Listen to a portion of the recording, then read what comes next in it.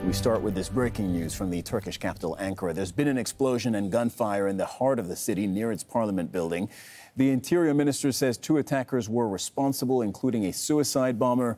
One of them has been killed. The other blew himself up. 2 police officers have been injured in the attack.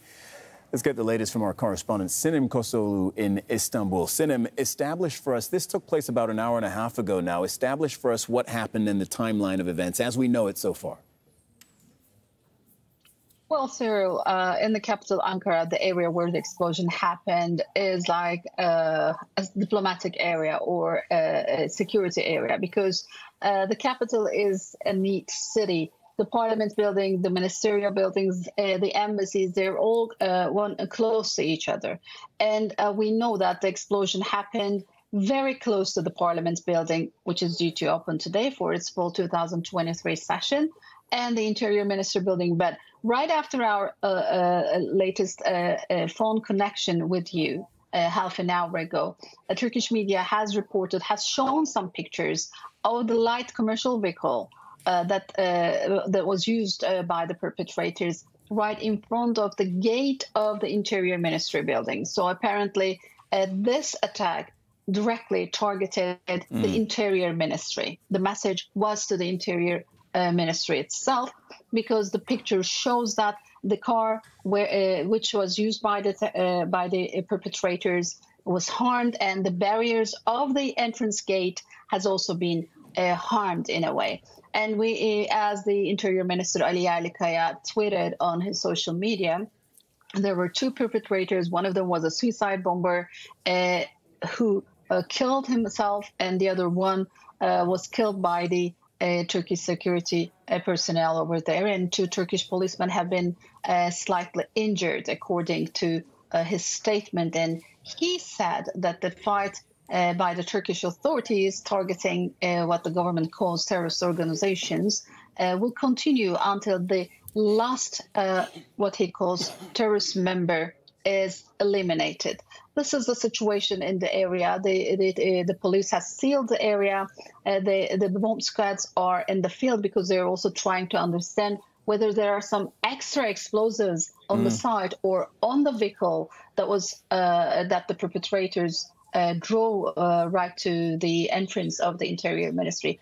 In these kind of situations, the bomb squads try to eliminate all suspicious packages inside the trash boxes around the area, any kind of suspicious element that can be a potential explosive and cause some further explosions in the area. This is what we saw actually a couple of years ago when some attacks were carried out in Istanbul's Taksim district or Sultanahmet district, where there are many tourists, and there was an explosive.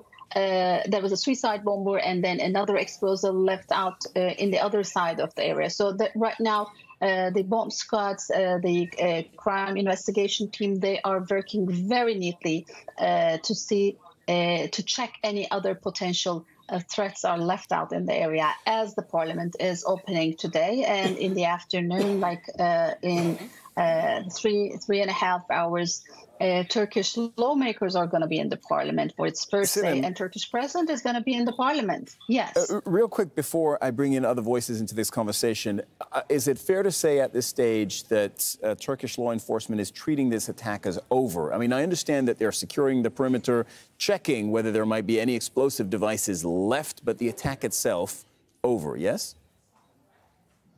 The attack itself seems to be over, but when it comes to these kinds of attacks, you never know, because sometimes there are a series of attacks in one area, in another area, but in the area where the ministries are located, where the parliament is located, it seems to be over, because the Interior Minister said there were 2 perpetrators whom he called 2 terrorists. And they were both eliminated, and he didn't underline any other suspicion or any other extension of the organization group. But of course, it is too early to stage all these theories.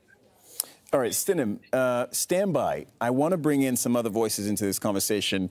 We're very fortunate that Resul Serdar is with us in the studio. We'll also go to our guest next. Resul, you've obviously covered Turkey extensively, having been formerly a Turkey correspondent for Al Jazeera. You look at this, the degree, what is your degree, I suppose, of surprise when you see an attack happening in Turkey? We've seen things like this before. Absolutely. The largest attack that happened in Ankara was in 2015, conducted by ISIL, and tens of people have been killed by that attack in Ankara terminal. So it was quite a tragic event. And right after that, we have seen that particularly the metropole cities in Turkey, in their cities, the security measures have been quite tightened. They have increased the number of the police officers, and also the other measures have been taken. So since then, we haven't seen such a dramatic attack. And this is now happening right in front of the Interior Ministry, which has hundreds of thousands of its members that are armed. So in that sense, it's quite dramatic. However, what we can see here now is that the attack has been conducted by two perpetrators, but as of now, according to the Ministry of Interior, it has been brought under the control. But one of the issue here is that. So who and why? These are now the speculations, because according to the statement that's coming from the Minister of Interior, it's just like two terrorists tried to attack the ministry, and one of them have been killed, and the other one detonated himself or herself. And apparently, according to the statement and the pictures that we're receiving, an RPU-A Shmal rocket launcher, which is a Russian-made rocket launcher, and is widely used by the PKK or YPG, particularly in Syria. So, and also, as one of the perpetrators has detonated himself, when you look at the equipments that they have used, the way that they conducted this attack, it shows that now the Ministry of Interior is seeing the PKK the most likely perpetrators here. However, saying that doesn't mean that it's officially that they are accusing that. So this is just, we're trying to read the circumstances there and trying to see, to understand, to read the situation the way it was conducted. To be very clear and to sort of pull back the curtain for our viewers, this is exactly what all the analysts, not to mention law enforcement in Turkey, are going to be doing, right? Now they look at facts on the ground and they see what they can, how they can start to interpret them and what questions those raise. Let's bring in Omer Ozkizilcik. You're a foreign policy and security analyst. Thank you so much, sir, for joining us. You are in Ankara and heard the explosions, from what I'm being told. Let's just first go there. What did you hear? What did you perhaps see? So I did not see anything, but I heard some kind of voice about close to an explosion. I'm a bit far to the area of attack, but this is a route I usually use, and I know the area quite well. And knowing it, usually if you have to go to the center of Ankara, where all the shopping malls are, which is actually the busiest place of Ankara, Kızılay, you have to drive along next to the Interior Minister, then you have the Turkish Parliament, then the Turkish Education Ministry, and then the shopping mall starts. And just behind the Interior Minister is also a complex of the Turkish Defense Ministry. So it is an area of the Turkish bureaucracy. But it's quite interesting to underline that this area has usually traffic at 9:30 and 9 o'clock. But they choose to attack on a Sunday, in which there are usually no traffic. So if they would have conducted the attack yesterday or tomorrow, there would be a much greater likelihood of civilian casualties. And perhaps I could be one of them, because I use this road almost every day. So therefore, this attack for me shows that the Interior Minister was a specific target, and the attackers specifically tried to attack the Interior Ministry without having an aim to cause as much as possible civilian casualties. And most importantly here as well is that if the attackers would drive some meters much longer, they could have attacked the Turkish parliament. And this distinction of choosing the interior minister over the defense and the Turkish parliament, I think is also important to see who could be behind it. And for ISIS, the Turkish parliament would be a much more symbolic attack site.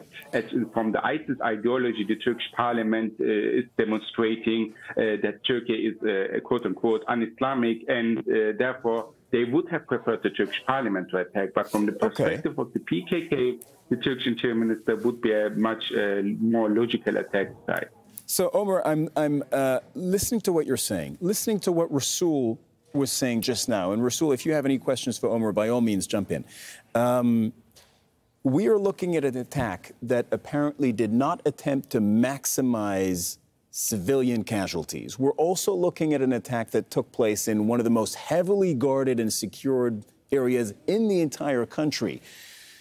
I mean, to put it bluntly, two men with a rocket launcher in front of the Interior Ministry, that was never going to get very far. That's what I'm reading from what both of you are saying. Omer, what do you read into that? So I think the goal of the attackers was clear and they failed. So the goal was to launch rocket attack, and there is a front at the open gate. There are usually some Turkish police who secure the area. And after causing some confusion and destruction and perhaps killing some Turkish police officers at the border gate, the second attacker was going to blow himself or herself up in the entrance of the compound, and then the symbolism would be that the Turkish interior minister would attack at its entrance. So they did not have the goal to enter the compound into its center or something like that. This was a specific attack of a suicide mission of two terrorists. And so far, we don't know anything about the identities of the attackers. But if the suicide attacker was a woman, this would very strongly underline that it's very likely the PKK. As in contrast to ISIS, wait, you're saying if the attacker were a woman, but that's not the case, right? So we can. You're saying that would be one. That would be well. Isn't the Interior Ministry reporting that the two attackers were men? Did I get that wrong? Not yet. We do not know their gender yet. Okay. Oh, okay. Hold on. Let me double check that then. Rasul and Sinem, we don't know. Absolutely. We don't know if they were men or women. What we know, the Ministry of Interior saying that two perpetrators. So we're not specifying whether it's women or male. We do not know. Okay, Sinem, maybe I jumped to conclusions earlier. The Interior Ministry did not give us that information, correct? No, actually, this is all about the Turkish grammar and the English grammar. Okay. We don't have gender definition when we're mentioning about him or her. He just said two terrorists. He didn't specify the gender, and he didn't specify any possible links to any possible armed organization. Thank you. So that is invaluable insight. Omer, pick up on the point that you were making then. Man, woman, that could be already something that, gives us some pretty significant clues. Yes, because in contrast to ISIS, the PKK's distorted ideology believes in gender equality in terrorist attacks, and therefore preferably use women. And we know from the past in Turkey, in Syria, and in Iraq that the PKK usually prefers to use women as a form of women liberation. It's a distorted ideology, unfortunately. But ISIS has not used on the vast areas, except to some few exceptions, women in their suicide attacks. Yeah, and Cyril, just recently, particularly in the last couple of weeks, we have seen that a huge increase in the operations that are conducted by the Turkish security forces, army, the Turkish intelligence, and the Ministry of Interior across the country, in Syria and in Iraq, particularly going after the PKK members or those who they claim they are linked to. So, and in the last couple of weeks, you will wake up in the morning and see an official statement from the Minister of Interior saying that thousands of the police officers last night were involved in an operation against such a group, and hundreds of them have been arrested. This could be the armed dealers, the drug dealers, or the PKK members, even the ISIL members as well. So the dramatic increase of the operations conducted by the police is also showing us that probably one of these actors could have a kind of discontent regarding that, and that could be a kind of act of retaliation as well. So here, And that would tie in with the specific target, because they targeted, absolutely. now we've established that they targeted, of all the government buildings that were there and diplomatic facilities that are in that area, they targeted the Interior Ministry. Getting in front of the headquarters of the Turkish military definitely will be much more difficult. Or getting in front of the headquarters of the Turkish intelligence will be almost impossible. So I think among these three, because these three ministries and the directorates are the ones that are coordinating these operations, right? So among them, the easiest target probably was the Minister of Interior, and that's why they have picked that up.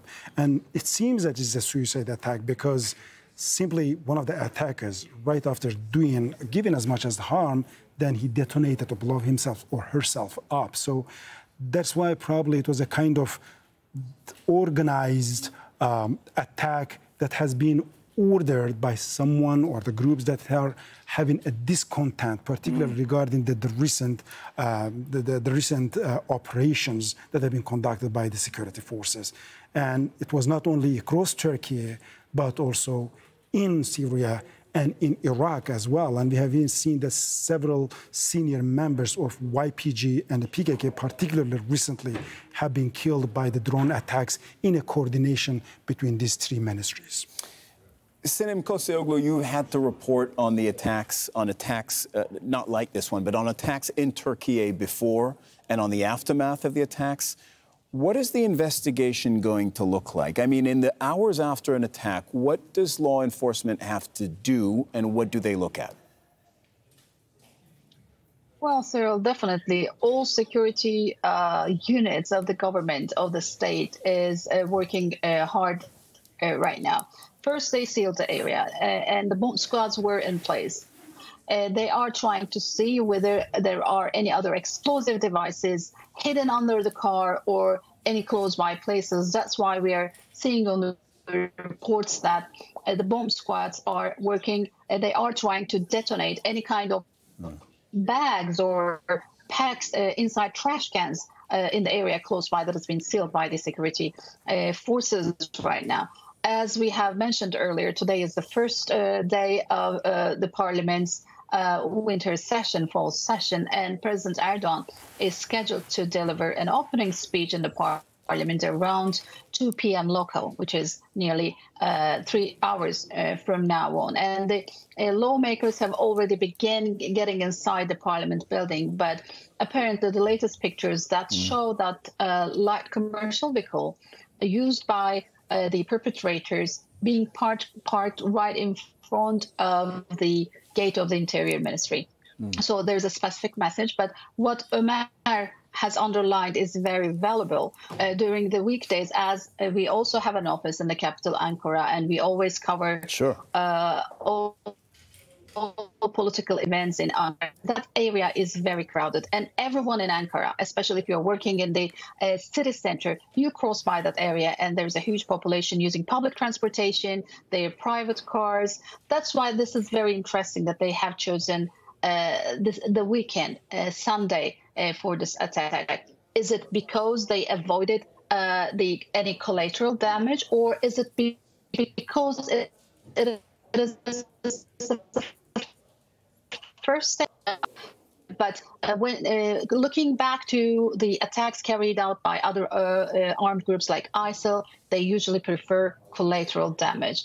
And of course, in these kinds of incidents, mostly the security experts who speak on media, they usually refer to the outlawed Kurdistan Workers' Party.